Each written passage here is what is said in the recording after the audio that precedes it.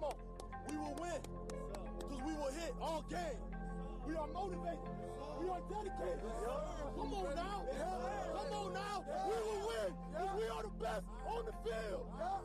And we hit the field light, all day light, all night light, on the blue light, offense light, defense light, his squad light, house call light, and the sound light, and the sound light, and the sound light.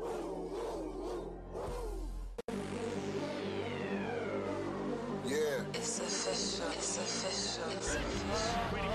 Combine season is upon us.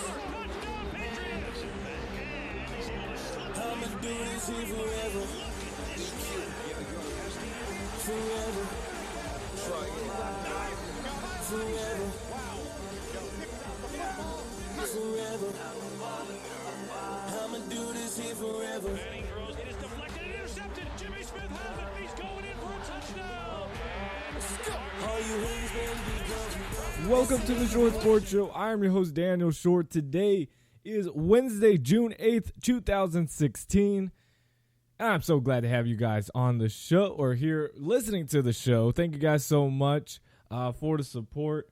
We got a quick show today, and of course my voice sounds maybe a little bit better, but allergies have been knocking me out. They've been punching me left and right, and I don't know how long I can actually talk. So we'll just kind of sim through a few things, and wrap up the show. Probably 30 minutes max. That's what we're trying to aim for here today. What we will say is first, of course, thanks to Triune featuring EQ and UNO Entertainment for letting the Short Sports Show use their single Forever, which you can buy on iTunes right now. That's the song you guys just heard. You can buy it on iTunes right now. Listen to it on Spotify, Google Play Store, all that other good stuff. Links are in the description down below for their social media links. Please go check it out because they are an awesome group. They've got other songs that I've been thinking about using. I'm just really attached. I still like the song a whole lot. So we'll see. But those guys are awesome. We had an awesome member. I interviewed them, so you can check that interview out on YouTube as well. Also, reminder, follow me on Snapchat to get behind-the-scenes look at the Short Sports Show before it goes live. And, well, I can't do it when I go live because I'm just not that multitask. But I will be Snapchatting throughout the day, later today, and early morning tomorrow as I go to Houston, Texas, / Sugarland, Texas as well, to go see Michael Orakpo of InnerGrind. He is, of course, our sponsor for the Short Sports Show.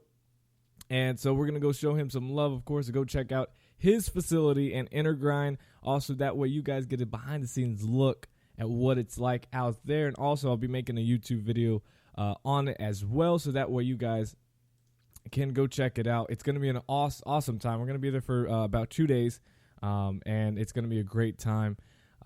So be sure to check out Snapchat, Short Sports 7. All lowercase, all together, Short Sports 7. Follow me on Twitter at Short Sports Show. And, of course, as we're talking about InnerGrind, let's talk about it a little bit more. Today's show is sponsored by InnerGrind. Based out of Houston, Texas, let former Texas State linebacker Michael Orakpo help you reach your fitness and nutrition goals. With plans starting at $6.99 a month, why not be a part of this rising program? Whether your goals are to lose weight, gain muscle mass, find the right off-season program, or even for you ladies out there to get that booty blast, you can do it all with InnerGrind. Not in the Houston area, not a problem. InnerGrind has a program that is personalized just for you. InnerGrind has everything you need to meet your personal and healthy goals. NFL linebackers like Titans Brian Orakpo, Chiefs linebacker Derek Johnson, Oakland Raiders defensive back DJ Hayden. I mean, the list goes on and on, ladies and gentlemen. Panthers linebacker David Mayo and Buccaneers running back Charles Sims, along with many other young athletes, have already begun. Find your personalized workout and nutrition plan at InnerGrind.com and call 832-475-2829. Again, that's InnerGrind.com, 832-475-2829. Unleash your inner grind.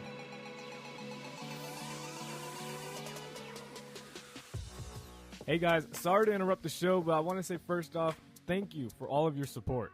Without you, I'd just be some guy talking to a microphone. And I got some amazing news. I recently joined Patreon. And in case you're wondering, Patreon is an amazing way for you to earn some sweet rewards by supporting the Short Sports Show. I promise you, you will love the perks, and your support will help build this show. Go to www.patreon.com/theshortsportshow and view the amazing rewards you would get directly from me to you by donating to the show. The link is in the description, so when you have some time, check it out. And again, thank you for listening and supporting the Short Sports Show. Now back to me rambling on about something.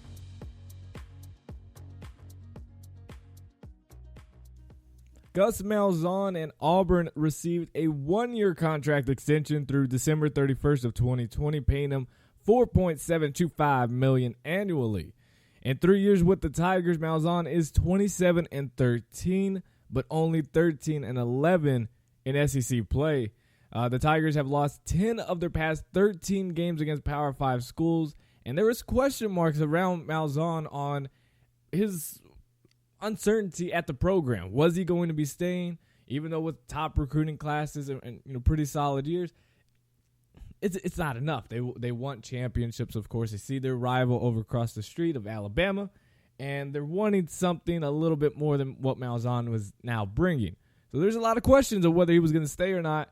They gave him an extra year. They're going to bump up his pay a little bit. Apparently, he signed this deal back in April, but the school didn't release the news until Monday, which is kind of weird, but okay.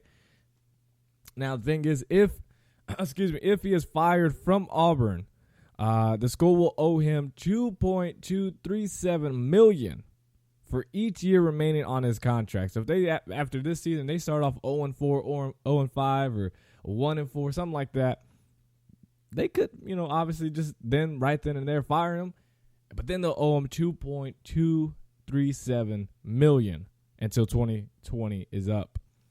The Big 12 Conference unanimously voted Friday to bring back the conference championship game, a.k.a. because of money.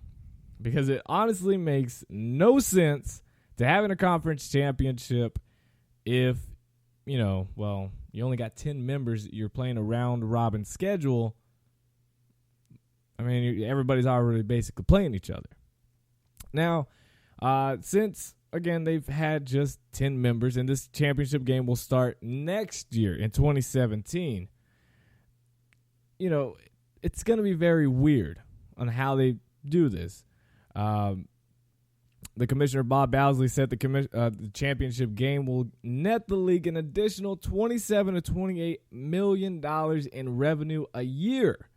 Now, the league distributed $304 million to its members last year, which is roughly $30.4 million to each member. Now, it's going to bump it up just a tad bit more for everybody else, which is good for, teams like TCU, my team. We're going to get a little bit extra more money, and, and then we're getting closer to that. I think it was 3 to 5 years or something like that. Once we got into the Big 12, then we get the full amount of revenue, because you get like part-time once you come into the conference, something like that. You get a small portion of the money. And now, once you become a full-time member, we are full-time. I don't know. Anyways, after 3 or 5 years, then you get a whole lot of money, much more, like everybody else gets. That should be coming up soon. So it equals more money. But what happens if we have the situation like this past season? Oklahoma State, they played each other last game of the season, which was basically the Big 12 championship game, just not having that title, because of the fact that the winner of that was going to win the Big 12 championship. Nobody else could win it except for those two teams. So if we have that situation again come around 2017, guess what? After Oklahoma routed Oklahoma State, they would then have to play again. And if Oklahoma State had beaten Oklahoma in the Big 12 championship game, then essentially you made a whole lot of money to just knock yourself right out of the playoffs. Because there's no way Oklahoma State would have gone into the playoffs. There's no way. Absolutely.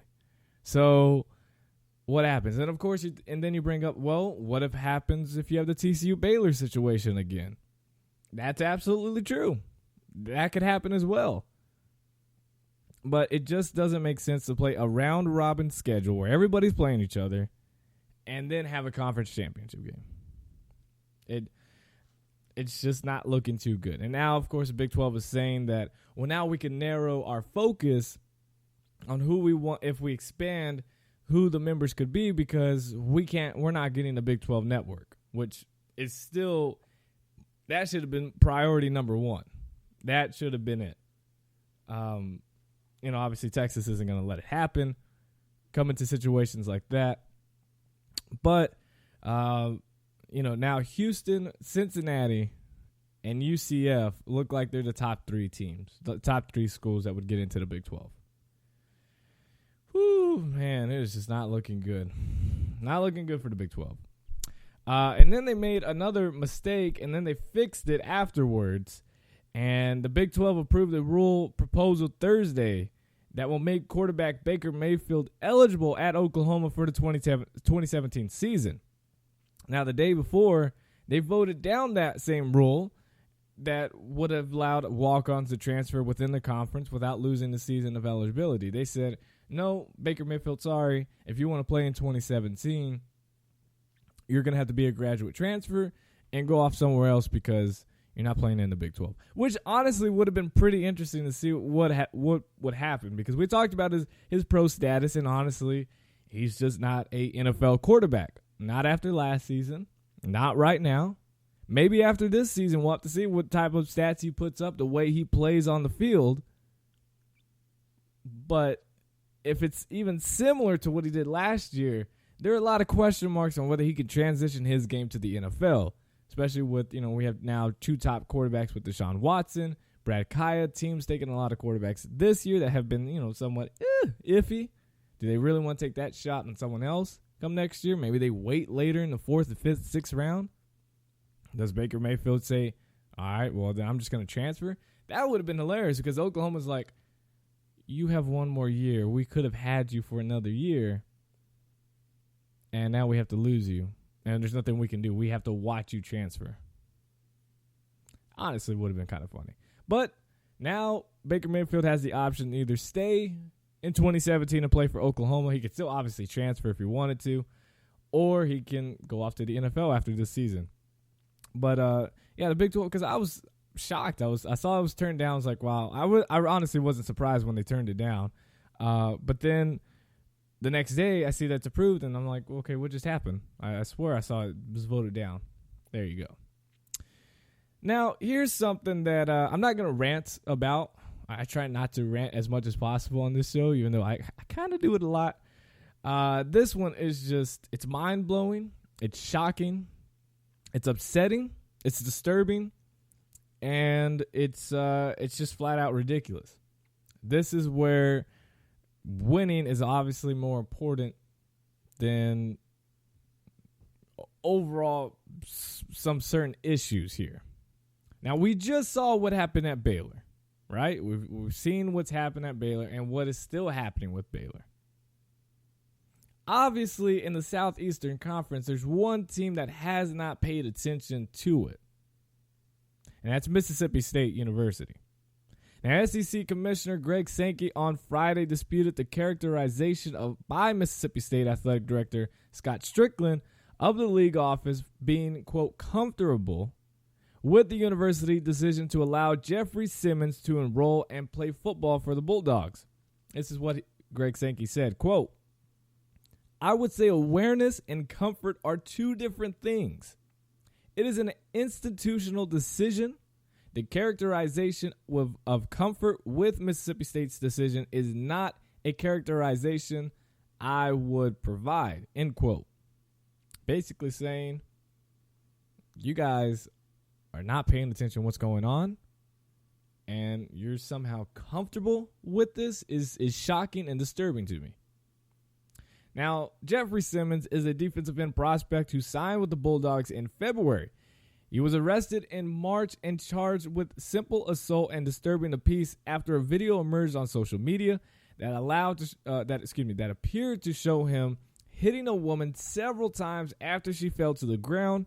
He is still awaiting legal resolution of this incident. I believe I have this video on YouTube. I was talking about it when it happened and saying, this guy, can't go to school or he can't play because the video clearly, and I know it says appeared to show him. No, it's clearly him, and it clearly shows him hitting the woman multiple times.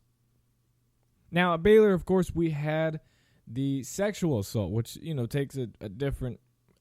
They're both extremes. We're not going to compare the two, but they're both extremes. And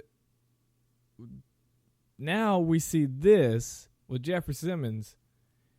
And Mississippi State on Thursday, they allowed Simmons to enroll, which I don't have a problem with that. He can enroll. The problem is that he will still play football, but there's conditions attached. And these are the conditions. It's a 1-game suspension served in the season opener, which I should have looked up. That is my fault. That's unprofessional. I should have looked up who they played the first game, and I'm sure it's some weak team, some FCS team that doesn't matter, and I could be completely wrong. It could be like Ole Miss or something.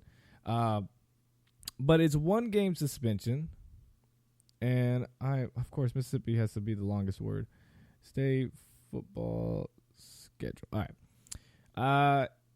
Among the conditions, Simmons will be evaluated by licensed professionals at the university's student counseling services and will be required to complete any program prescribed by that office. Sounds good. The problem is that he's still going to play majority the whole season. So, yeah, exactly. The first game for Mississippi State is against South Alabama, which is an FBS team. They're in the Sun Belt. But by majority, you're probably saying South Alabama. Most of you probably thought it was, a Division II, or not Division, FCS school, and or you knew it was just it's a small school. It's not a good football school. No disrespect to them, but they're just who they are. Why not suspend them for the first 4 games? Why not suspend them for the entire year? Make him learn his lesson. Sure, he put up that, that he's sorry and all that. You better be. This is just not enough. A 1-game suspension for a guy who was videotaped clearly hitting a woman, a defenseless woman, multiple times. And 1-game suspension. You're going to have to talk. You're going to have 30-minute counseling sessions and just do a little bit of community service, and you'll be all right. It's ridiculous. What example are we setting? Where are we drawing are we saying, okay, once you rape a woman, then and only then will you be kicked off the team and off the university? But other than that, do anything you want to do, and you'll be all right. I mean, where is the line? Where is it where it's not okay to do something special, and then you get caught, and we're still saying, 1-game suspension. It's just South Alabama. They don't need him for South Alabama. Why not suspend him against LSU? Why not suspend him against Auburn? Why not suspend him against Ole Miss, against Alabama?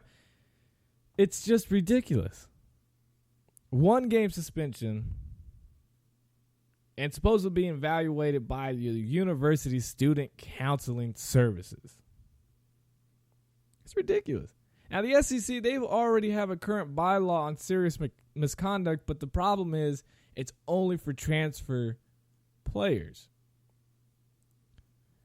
Those who have been convicted or pled guilty or no contest to a felony involving serious misconduct at any point after enrollment at a college institution. And again, however, the rule does not apply specifically to incoming high school players. Now, when head coach Dan Mullen was asked why Simmons received a 1-game suspension and wasn't forced to sit out a year and prove himself, Mullen had the nerve and the audacity to say, quote, "That was all an administration decision," end quote. Who is the administration in this? Is it the athletic director? Is it the school administration, the admissions administration? Who is saying a 1-game suspension and some counseling, and he should learn his lesson for hitting a woman multiple times? That is nothing.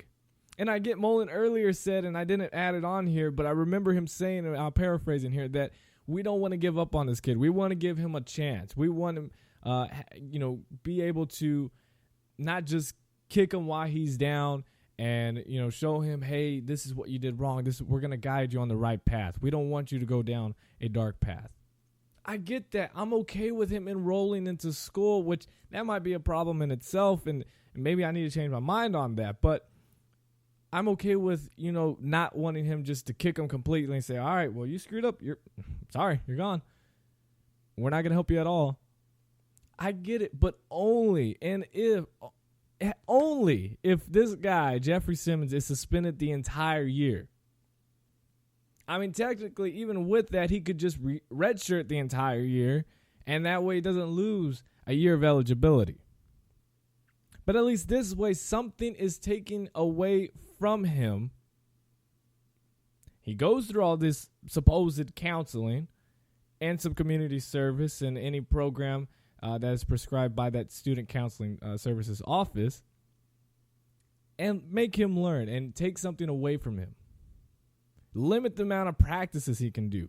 Set an example for all the young athletes out there, whether they're a freshman in high school or they're a senior in college, and tell them, we are drawing the line. You screw up and do something this stupid, we will take something away from you. Something that you love, because you obviously need to learn. This guy is going to have some legal issues as well. They're still awaiting legal resolution to this incident. He might go to jail. And then none of this matters. But something's got to be done. I know the SEC and Greg Sankey, how he feels about this, and I'm sure they're going to do something that will restrict freshmen coming in. Because of all the things that have been happening around the college football landscape. Not just at Baylor, not just at Mississippi State. Boise State kicked off 2 players after they, I believe, sexually assaulted a woman. This happened all over the place. But there needs to be a strong example. This is where Mississippi State had the opportunity to set an example right here, pretty solid big school, and say, look, you do something like this, this is what's going to happen to you. If you don't like it, shouldn't have done it. And this is going to happen to everyone else across the country who makes this stupid mistake. I mean, I that's all I have to say. I know I wasn't supposed to rant. I kind of did, but that's just how I feel. And I believe, and I'm not saying I'm 100% right, but I believe a lot of people are going to agree with what I said and probably add on to it. And I love to hear it. Follow me on, or tweet me at Twitter at Short Sports Show, and let me know, because that's it. That's it. Move on. A couple more things. UCLA and head coach Jim Moore have agreed to a 2-year contract extension through the 2021 season. And 4 seasons at UCLA, and Moore's 37 wins tied the school record over a 4-year span. And it shows him, because obviously he's been linked up for jobs. Not to be fired, but for NFL jobs, for other college jobs. And he's saying, look, I'm staying here. 2-year extension through 2021. I want to win here, and let's make something happen. Baylor has 2 football players that are no longer with the team and have withdrawn the school. That's B.J. Autry and Jeremy Falk. Autry, a offensive lineman, voluntarily left the team and withdrew from the university. Falk, a defensive tackle, was released from the team and then later withdrew from Baylor. Now, Baylor has not disclosed why they exited the program. It could be completely has nothing to do with the situation, or it could be due to the situation, what's happening at Baylor, whether they're a part of it or not. The thing is, they were both junior college All-Americans who joined the program in January and participated in Baylor spring practices. So these guys, they're going to have some other suitors out there But obviously there's going to be some digging to see why are you leaving Baylor? Is it because of what's happening? You don't want to have to deal with possible sanctions? Is it the coaching changing?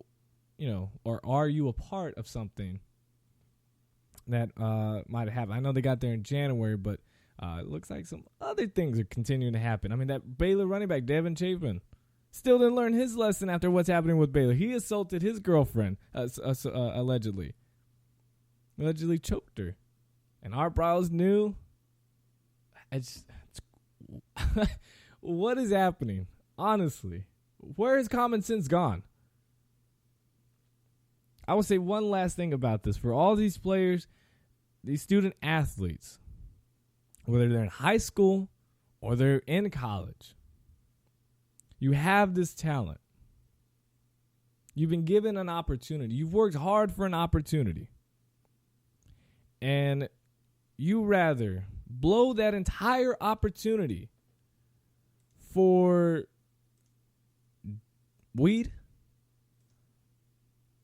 for hitting and assaulting a relationship partner or just a woman or anybody else. Why? Because there are millions of other people that would love to take spots and switch spots with you. Why give it up for something this stupid?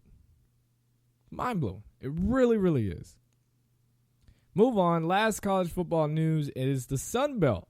Their conference will become the final FBS conference to add a conference football title game. It isn't expected to add its championship game until 2018, though. For the next 2 seasons, the Sun Belt will have 11 members, but the league voted recently to not renew football memberships of Idaho and New Mexico State. Idaho's now going to the FCS, where they were actually pretty good. And New Mexico State, there have been some rumors that they might also drop down to the FCS level as well. And that they expire, their memberships expire in 2017. So in 2018, Coastal Carolina FCS, not powerhouse, but has been in the playoffs for several years. They will be joining the Sun Belt, which will bring the football membership to 12 members and for the 2018 season, and they will add a championship game. Now, moving on to the NFL is, in his first public interview since announcing his retirement from football on Twitter in February, former Seattle Seahawks running back Marshawn Lynch slammed the door on any speculation that he might change his mind. This is what he had to say. Oakland, that's clear. Oakland could use a veteran running back. Seems like there's an obvious storyline here, doesn't it? No, I'm done. I'm done. I enjoyed my time playing. Now it's time to watch my cousins do their thing. You good never playing another down? Oh, yeah. I enjoyed my time. Well, I think if you could write the perfect story, as far as the last year of his career, if he played again, to come back to Oakland, it makes sense, right? But the reality is, look, he told me he's done. Selfishly, yeah, I'd love for him to play another year or two, make sure he's cemented in the Hall of Fame. He makes up his mind on something. What kind of odds you give other people of changing it? With Marshawn, I'll never say never, okay? Never say never. So we just had to ask one more time. I'm retired. Is that good enough? Which camera you want me to look into? This right one? Me. I'm done. I'm not playing football anymore. Now, since then, he's been a very busy man, and a very good man at that. He traveled to Egypt as a part of the American Football Without Barriers program. He visited Haiti with former Seattle Seahawks teammate Cliff Averill to build an elementary school and work on other community projects. He has spent a lot of his time in his hometown of Oakland, California, attending Golden State Warriors and San Jose Sharks playoff. Did I say San Jose State? Sorry. San Jose Sharks playoff games. We were just talking about college football. During those 5 seasons, Lynch was third in rushing yards, 5,774 yards, second in first downs with 294, and first in rushing touchdowns. His 51 touchdowns surpassed Adrian Peterson's second place total by 6. And finally, for his 9-year career, Lynch started 114 games, carried the ball 2,144 times, for 9,112 yards and 74 touchdowns with a yard per carry of 4.2. Oh, Marshawn Lynch. I believe, I'm just going to throw it out there, I believe he is a Hall of Fame running back. Is he first ballot? Most likely not. Obviously, it depends on who he's competing with, but I'm sure now we're going to get a lot more people that we recognize and remember throughout the early 2000s, and because there's that 5-year waiting period, and he's going to have to compete with some of those guys that might be more deserving of a first-round ballot, because Lynch, he's got very similar stats to what Earl Campbell put up, and people are going to argue it was a different game then, and maybe he should have rushed more if we're going to compare it to a guy like that. It's going to be interesting, but I think second or third time around, he will be in the Hall of Fame, and because he's well deserving of it. His character overall has been so different than any NFL athlete, NFL player that we've ever seen in the history of the game, along with what he's done on and off the field, learning from his mistakes and really not repeating any of those bad mistakes that he had early in his career, and just being the type of player he has been. So I think he's definitely Hall of Fame worthy. He's not first ballot, most likely. I'm willing to bet more on a second or third time around he would be. Denver Broncos cornerback Aqib Talib, was discharged from the Dallas hospital Monday, and is expected to return to Denver either Tuesday or Wednesday, which actually I don't believe he got there yesterday. I don't know why I put that. As he continues to recover from a gunshot wound to his lower right leg. Head coach Gary Kubiak said Monday after, of course, President Obama honored the team for its Super Bowl championship. He had to talk about this, and he said, quote, "I talked to Aqib at length Sunday and again Monday morning. The most important thing is he's okay, and our steps right now are to get him back to Denver, hopefully Wednesday, to get him headed in the right direction," end quote. Now, the Broncos said Talib was shot in the lower right leg at the result of the reported incident at a nightclub early Sunday morning in Dallas, where he has an off-season home. Now, he stayed there overnight and was discharged Monday, but he did not make the trip to the White House because of that injury.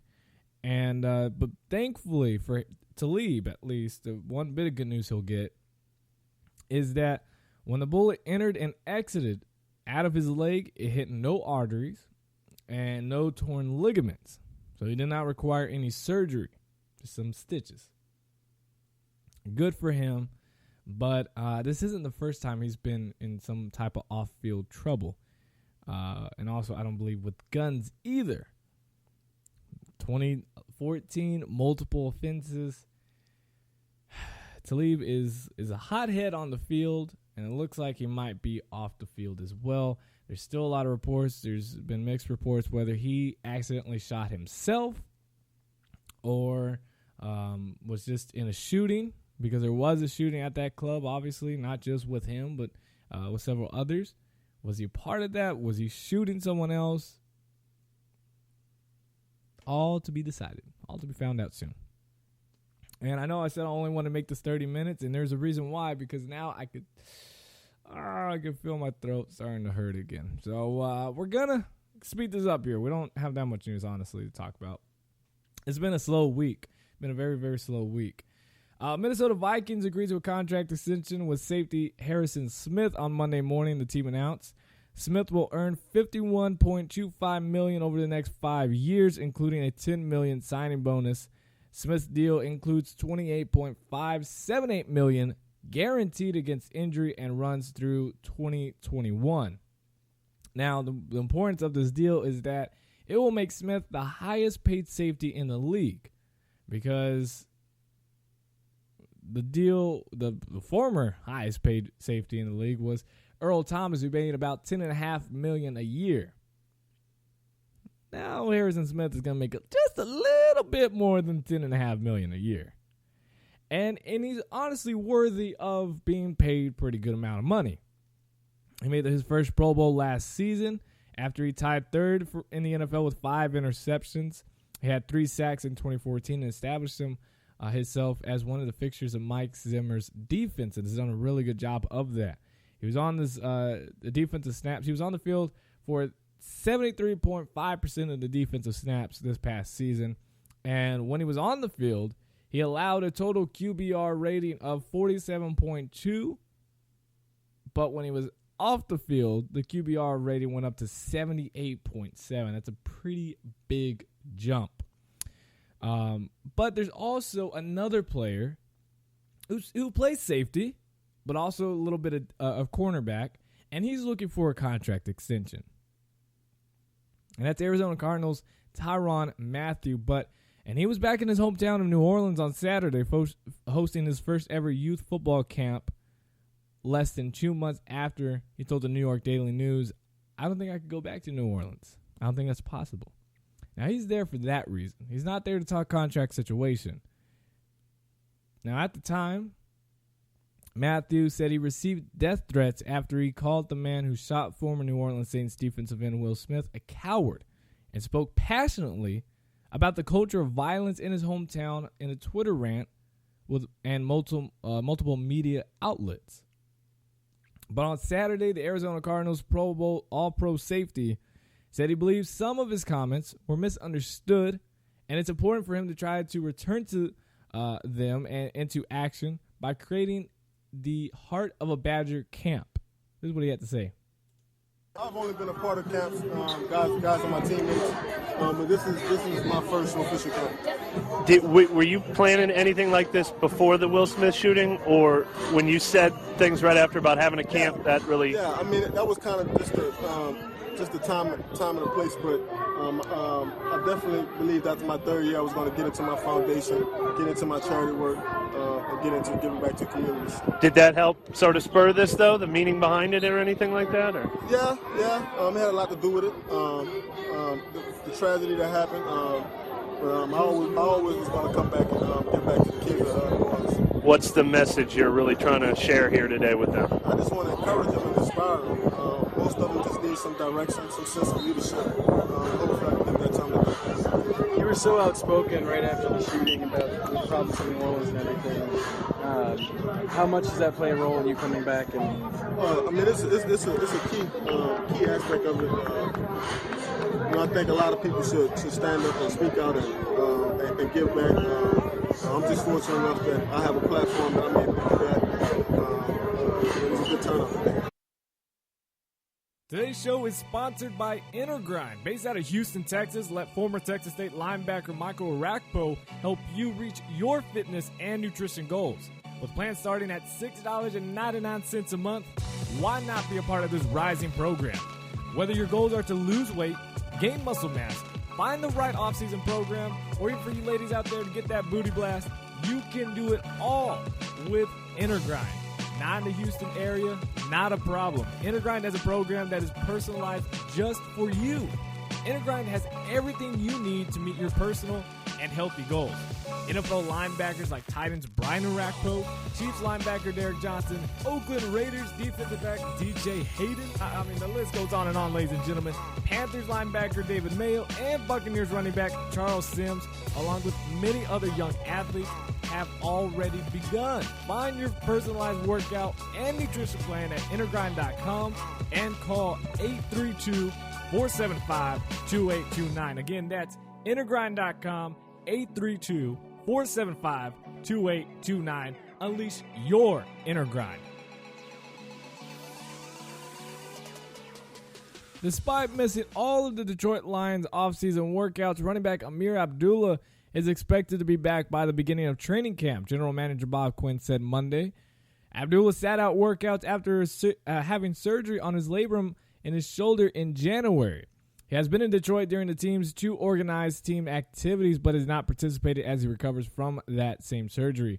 Quinn said Monday that he was not at all concerned about Abdullah's shoulder being a long-term issue. The Lions head coach Jim Caldwell said last month that Abdullah was recovering nicely. In 2015, he rushed for 597 yards last season and returned a few amount of kicks. Was really electric during the time he was healthy and playing for the Detroit Lions. And obviously, he was a fun running back to watch at Nebraska. Really do miss his college days. And hopefully he can get something going with the NFL and find his true spot with the Lions and do something special with them.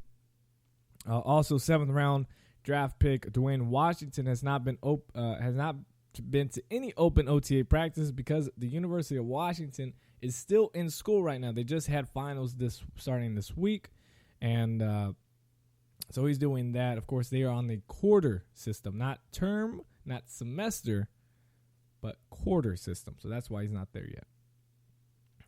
Which, honestly, if I'm already drafted, I guess, well, he's getting his degree, so that's why he's staying. I was thinking if he was like a junior or something, I would have been like, dude, I'm out.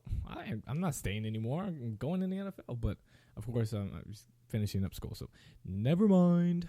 San Francisco 49ers quarterback Colin Kaepernick has been cleared to do individual drills, and was on the field Tuesday for the start of the team's mandatory 3-day minicamp. It is the first time this offseason that Kaepernick has been cleared for on-field practices. He previously spent organized team activities doing light throwing on the side and working on his footwork and dropbacks while the rest of the team practiced. Head coach Chip Kelly said, quote, "He's practicing. He's just not going to do the team and 7-on-7. He's progressed. You're not going to go from not practicing to full practice. I don't think anybody ever does that. You're going to bring him along gradually," which makes sense, smart. Also, Stedman Bailey, wide receiver for the Los Angeles Rams, was waived yesterday on Tuesday with the non-football injury designation. Bailey, who's still recovering from 2 gunshot wounds to the head suffered last November, has not been cleared to return to football activity, but has been occupying a spot on the team's 90-man roster during the offseason training program. So, they're trying to say, look, we're just waiving you. If you clear all the waivers, we want to bring you back and get you a spot here, but just not on the 90-man roster right now. Let's give someone else a chance, which makes sense. Although Bailey's only 25 years young, has been unable to play. He has been attending OTAs and helping the wide receivers in drills. Now, should he clear waivers, he'll revert to the non-football injury list and be able to continue helping out around the team while he recovers. A team source told ESPN last week that the Rams would likely keep Bailey around even in a role that doesn't allow him to play. So if it finds out, look, you just can't play this season or for majority of the year, we're going to find some type of role, coaching, something, to get you to stay with this team because we love having you here. And hopefully no other team claims Bailey, so that way he could still stay with the team that loves him just as much as he loves them and stay with the other teammates and stuff like that. Because obviously they want to keep him. It's just they're doing a smart thing. Look, you're filling up a spot that someone could have that could potentially help this team. Obviously that person could be an absolute nobody and does nothing, and they don't even have that player when season kicks off. But maybe it's a player that adds a little bit depth to the offensive line where they need it. DB, something. Another receiver. Something to help the team win. Which is all that matters, right? That's what matters. And now moving on to the NBA news and wrapping up the show here. Projected number 1 overall NBA draft pick Ben Simmons announced Tuesday that he has signed an endorsement deal with Nike. He has signed with Nike over Adidas. He actually accepted a smaller deal to go with Nike over Adidas. The terms were not disclosed, but they said it's still a pretty good amount because I saw one report say that it was going to be one of the biggest for a rookie player for Nike to have. So makes you wonder how much Adidas was wanting to pay then. Let's see, top freshman in the country. He led LSU in scoring with 19.2 points per game, rebounds with 11.8, and assists with 4.8. Obviously, the Philadelphia 76ers hold the rights to the first pick of the draft, which takes place June 23rd. Pretty soon, we'll have the NBA draft, which is going to be fun to look forward to. And honestly, I'm hoping the Lakers go with someone else other than Ben Simmons. If Oh God, I can't even remember his name. The guy from Duke. Y'all know who I'm talking about. My mind's just blank right now. I blame it on allergies. Because what is his name? All right, I can't remember. You guys know who I'm talking about, though. He's at Duke. Yeah, I don't know. Kevin Love, he did not participate in the Cleveland Cavaliers practice Tuesday, but a source said that the star forward is optimistic about his chances of playing in Game 3 of the NBA Finals. Love is in the NBA's concussion protocol after being hit in the back of the head Sunday during Cleveland's loss to the Golden State Warriors in Game 2. Love was not on the floor for the beginning of Tuesday's practice, but he eventually joined his teammates, though he did not take part in the workouts. The Cavaliers officially listed Love as questionable for Game 7 later yesterday afternoon. And Game 3, of course, is tonight in Cleveland, with the Cavaliers facing a 2-0 series deficit after back-to-back blowout losses at Golden State. And I think we'll kind of talk about this here for a second. I think we kind of knew Golden State was going to have at least one of those games at home. We didn't know if it was going to be the Game 1 because of the big, tough series they had with OKC, but we knew that one game at home, they were just going to completely demolish Cleveland. I think they've done it to everyone, so why not have it to Cleveland? Hold on, Baylor news. Okay, never mind. So I think we all knew that was going to happen. Did we think it was going to happen back-to-back games? No, absolutely not. No, not even Golden State Warrior bandwagoner fans thought that it was going to happen back-to-back games of blowouts because it's LeBron James, it's the Cleveland Cavaliers and how they played. We knew that they weren't the team to get blown out back-to-back games, no matter home or away. And, of course, it happened. So now the series shifts to Cleveland, where I think we all really know how this goes. Golden State is just not that strong on the road. They have just been weak. They've been beat up on the road in the playoffs. And, of course, that was the Western Conference, which is much tougher than Eastern Conference teams, but Cleveland is a tough team. So I will not be shocked here at all if we have a 101-89 victory for the Cleveland Cavaliers. I will not be shocked at all if Cleveland beats them by 12-plus points.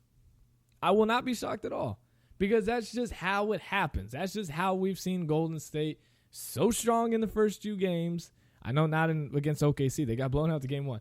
But very strong at home. And then when they go on the road, it's just a completely different team, especially when there's a good amount of pressure.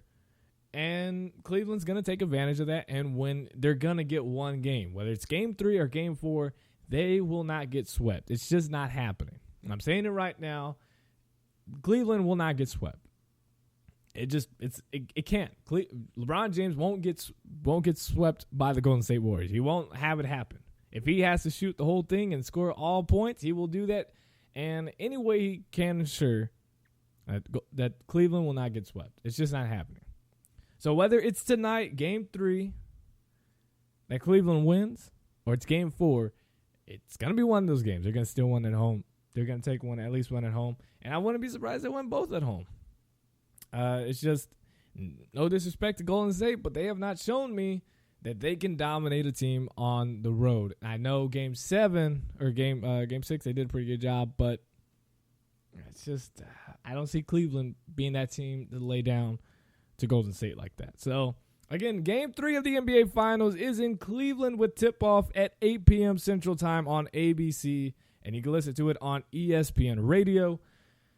I am pretty excited.